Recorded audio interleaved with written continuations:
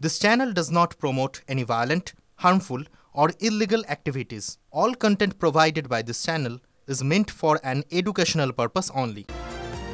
বছর শেষ হতে চলল, অভিযোগ এখনো দক্ষিণ দিনাজপুরের স্কুলগুলিতে আসেনি কম্পোজিট গ্রান্টের টাকা। কবে টাকা মিলবে ধন্দে স্কুল কর্তৃপক্ষ। অন্যান্যবার যে সময় টাকা ঢোকে সেই সময় পেরিয়ে গিয়েছে বলে জানাচ্ছে স্কুলগুলি। কম্পোজিট গ্রান্টের টাকা দিয়ে স্কুলের চক, ডাস্টার ও অন্যান্য সরঞ্জাম কেনা হয়। এছাড়া কম্পোজিট গ্রান্টের টাকা খরচ করা হয় স্কুলের উন্নয়ন ও অন্যান্য আনুষঙ্গিক কাজে। টাকা না পাওয়ার বিষয়ে ঊর্ধ্বতন কর্তৃপক্ষকে জানালেও কোনো লাভ হয়নি বলে জানাচ্ছে স্কুলগুলি। যেটা লাস্ট ইয়ার সেটা এখনও ঢোকেনি, তবে মাননীয় শিক্ষামন্ত্রী বলেছেন, সেদিন নিউজ চ্যানেলে শুনলাম যে খুব তাড়াতাড়ি ঢুকে যাবে। এটা আমাদের খুব উপকারী আর কি কম্পোজিট গ্র্যান্ট, কারণ আমাদের স্কুলের যাবতীয় খরচ, বিশেষ করে ইলেকট্রিক বিল থেকে শুরু করে এ ধরনের ছোটোখাটো চক, ডাস্টার, খাতা, রেজিস্টার এসবের ক্ষেত্রে উপকারী ভূমিকা পালন করে কম্পোজিট গ্র্যান্ট। বছরের শেষ হতে চললো, সামনে অ্যানুয়াল পরীক্ষা, এখন পর্যন্ত সেই টাকাটা ঢোকেনি। এই টাকা প্রতি বছরই আসে। এই টাকার মাধ্যমে আমরা স্কুলে চক, ডাস্টার থেকে আরম্ভ করে স্কুলে অ্যাসেসরিজ, পানীয় জলের পিউরিফায়ার ওয়াটার থেকে আরম্ভ করে যা যা দরকার বাচ্চাদের জন্য সব কিছুই আমরা এখানে সংগ্রহ করি। এবছর ঢোকেনি, এর দায় দুই সরকারেরই আছে, কেন্দ্রীয় সরকার, রাজ্য সরকারের। এই দায় কেউ এড়াতে পারে না।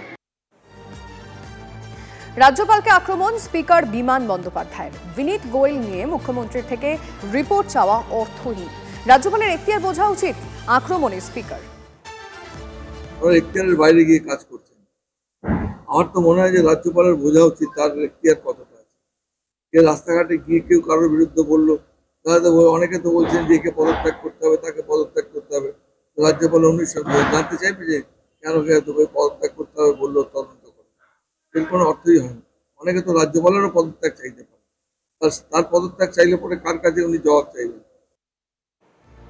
প্রদীপ্ত আমাদের প্রতিনিধির সঙ্গে এই বিষয়ে কথা বলবো। প্রদীপ্ত, যে বক্তব্য আমরা শুনলাম বিমান বন্দ্যোপাধ্যায়ের, এটা কি রাজ্যপালের এখতিয়ারভুক্ত নয়? মানে ঠিক কোন জায়গায় দাঁড়িয়ে রয়েছে বিষয়টি?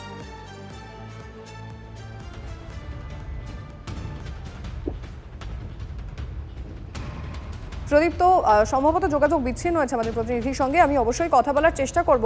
আর যে বক্তব্য ইতিমধ্যেই আপনাদের শোনালাম স্পিকার বিমান বন্দ্যোপাধ্যায়, সেখানে তিনি রাজ্যপালের ভূমিকা নিয়ে প্রশ্ন তুলছেন। কারণ বিনীত গোয়েল নিয়ে মুখ্যমন্ত্রীর থেকে যে রিপোর্ট চাওয়া হয়েছে, বিমান বন্দ্যোপাধ্যায় ঠিক কি বলেছেন সেই রিপোর্ট নিয়ে আরো একবার শোনাবো। এখতিয়ারের বাইরে গিয়ে কাজ করছেন। আমার তো মনে হয় যে রাজ্যপালের বোঝা উচিত তার এখতিয়ার কতটা আছে। কে রাস্তাঘাটে গিয়ে কেউ কারোর বিরুদ্ধে বললো, তাহলে তো অনেকে তো বলছেন যে একে পদত্যাগ করতে হবে, তাকে পদত্যাগ করতে হবে।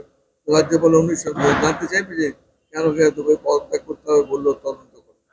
এর কোনো অর্থই হয় না। অনেকে তো রাজ্যপালেরও পদত্যাগ চাইতে পারে, তার পদত্যাগ চাইলে পরে কার কাছে উনি জবাব চাইবেন। আমি আরেকবার আমাদের প্রতিনিধির সঙ্গে কথা বলতে চাইবো। প্রদীপ্ত এই মুহূর্তে টেলিফোন লাইনে রয়েছে। প্রদীপ্ত, রাজভবন সূত্রে কি জানা যাচ্ছে? রাজ্যপাল কি এই রিপোর্ট চাইতে পারেন? এটা কি এখতিয়ারভুক্ত? রাজ্যপাল রাজ্যের একজন প্রাক্তন পুলিশ কমিশনার কলকাতার, তার বিষয় সম্পর্কে সঞ্জয় রায় যে কথা বলেছেন, সেক্ষেত্রে রাজ্যপাল চাইলে এ বিষয়ে রিপোর্ট চাইতে পারেন। কিন্তু রাজ্যপাল এই ধরনের অতীতে এই ধরনের কোনো ঘটনায় কিন্তু দেখা যায়নি রাজ্যপাল কারোর বিষয়ে রিপোর্ট চাইছেন। ফলে সেই জায়গাটাই হয়তো বিমান বন্দ্যোপাধ্যায় বলতে চেয়েছেন, এবং সে কারণেই তিনি রাজ্যপালের এখতিয়ার নিয়ে প্রশ্ন তুলেছেন। ইতিমধ্যেই রাজ্যপাল এই বিষয় নিয়ে মুখ্যমন্ত্রীর অবস্থান জানতে চাইলেও এখনো পর্যন্ত নবান্ন সূত্রে যা জানা যাচ্ছে তা হলো নবান্নের তরফ থেকে এই বিষয়ে রাজ্যপালের যে রিপোর্ট চাওয়া হয়েছে তাকে খুব একটা তারা গুরুত্ব দিতে নারাজ। হয়তো স্পিকার সেই নবান্নের মনোভাব থেকেই এই ধরনের মন্তব্য করেছেন বলেই মনে করছে পর্যবেক্ষক মহল। ধন্যবাদ প্রদীপ্ত। আবারও প্রাণনাশের আশঙ্কা করছেন অর্জুন সিং। তাকে ও শুভেন্দু অধিকারীকে মারার জন্য রাশিয়া থেকে নাকি কেমিক্যাল আনা হয়েছে।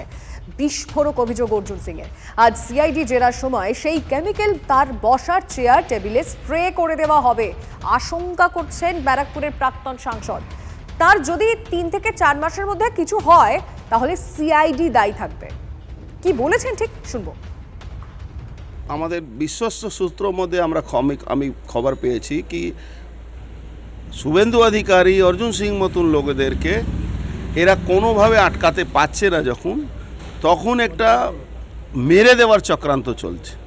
এমন কেমিক্যাল স্মাগল করে আনা হচ্ছে রাশিয়া থেকে এইদের মাধ্যমে, যাতে আমাদেরকে কোনোভাবে ইনভেস্টিগেশন নামে ডেকে এই কেমিক্যালটা হলো বিষ একরকম। আজকে আপনার শরীরে শুধু টাচ হয়ে যাবে, ধরুন আপনাকে কোথাও চেয়ারে বসালো ওই বা টেবুলে আপনার হাত পড়লো, যদি ওখানে লাগানো থাকে ওই কেমিক্যালটা, যদি আপনার শরীরে টাচ হয়ে যাবে তাহলে ওই 6 মাস 3 মাস পরে আপনার মাল্টি অর্গান ফেলিওর হবে, আপনি মারা যাবেন। আমাকে মেরে দেওয়ার একটা শুভেন্দু অধিকারীকে, আমাকে আরও 4 জন আছে, সে 4 জনের নাম এখন আমি বলছি না, কিন্তু এরকম একটা এদের ক্রিয়েটিভ চলছে, সাজিশ চলছে। কেন 4 বছর পরে হঠাৎ আবার আমরা দোষী হয়ে গেলাম, এরকম হতে পারে না। সিআইডি দপ্তরে হাজিরা বিজেপি নেতা অর্জুন সিং এর। 4 বছর আগের ভাটপাড়ার পুরো দুর্নীতি মামলায় অর্জুনের এই হাজিরা। রক্ষা কবচ চেয়ে হাইকোর্টে দ্বারস্থ হন অর্জুন সিং। অর্জুনকে 4 ঘন্টা জিজ্ঞাসাবাদ করা যাবে, নির্দেশ দেয় হাইকোর্ট। 4 বছর সরকার ঘুমিয়েছিল, 4 বছর পরে হঠাৎ তাকে এসে বলতে হচ্ছে কিনা আমি দুর্নীতি করেছি। তৃণমূলে থাকলে দুর্নীতি নেই, আর বিজেপিতে এলেই দুর্নীতি। তো তার জন্য হাইকোর্টে গেছিলাম, হাইকোর্টে অর্ডারকে ফলো করার করে আমি এখানে এসেছি।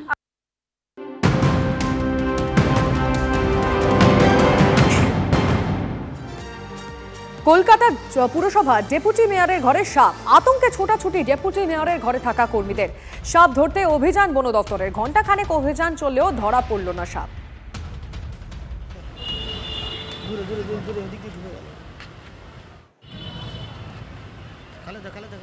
এটা রেড স্নেক আছে, ওই দাঁড়াস্থাপ যেটা বাংলায় বলে। হ্যাঁ, নন ভেনামাস, ভয়ের কারণে না না না না না না নন ভেনামাস, বিষাক্ত না। ও এখন ঠান্ডার টাইমে তো রোদ তো নিতে এসেছে বা ইন্দুতিদের খাওয়ার জন্য আসে। অনেক বড় একটা সাপ ঘুরছে, একবার এই মাথা একবার ওই মাথা থেকে আসছে। তারপরে এখানে সিকিউরিটি গিয়ে হাত ধুতে দেখে অত বড় সাপ, সবাই মিলে আমরা গেলাম, দেখলাম। গতকাল তো স্বাস্থ্য বিভাগের ঘরে দেখা গেছিল, আপনি দেখেছিলেন? হ্যাঁ দেখেছিলেন। কীরকম সাপ ছিল ওটা? 2 ফুটের ওপর।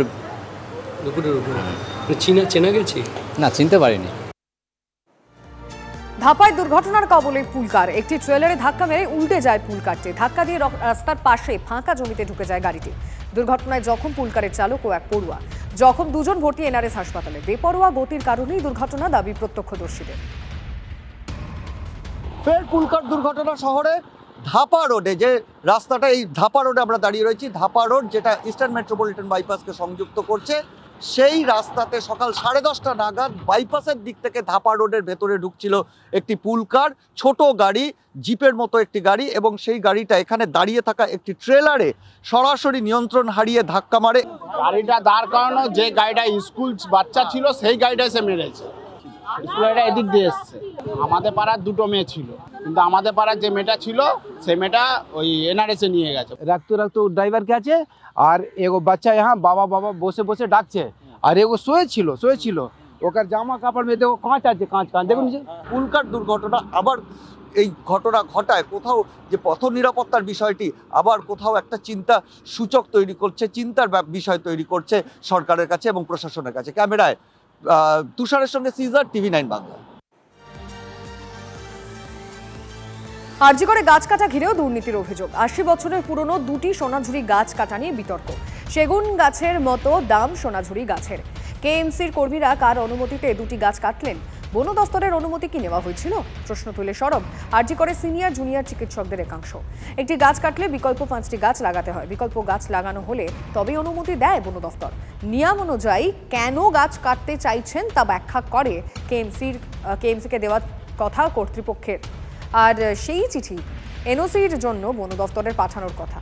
বন দফতরের আধিকারিকেরা ঘটনাস্থল পরিদর্শন করে অনুমতি দিলেই গাছ কাটা যাবে। এক্ষেত্রে সেসব নিয়ম মানা হয়নি বলে অভিযোগ। গাছ কাটার বিষয়ে কিছু জানেন না বলে জানিয়েছেন এমএসভিপি সপ্তর্ষি চট্টোপাধ্যায়।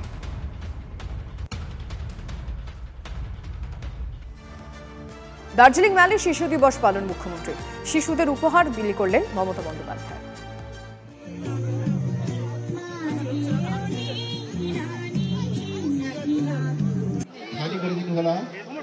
माननीय मुख्यमंत्रीले सबै नानीहरूलाई यी खेलौना साथै ट्रफी वितरण गरिनु भएको छ र अभिभावकहरूले काइन्डली तपाईहरू दया गरिकन एक एक जरा आ रहा माननीय मुख्यमंत्री को बहुरी बात है।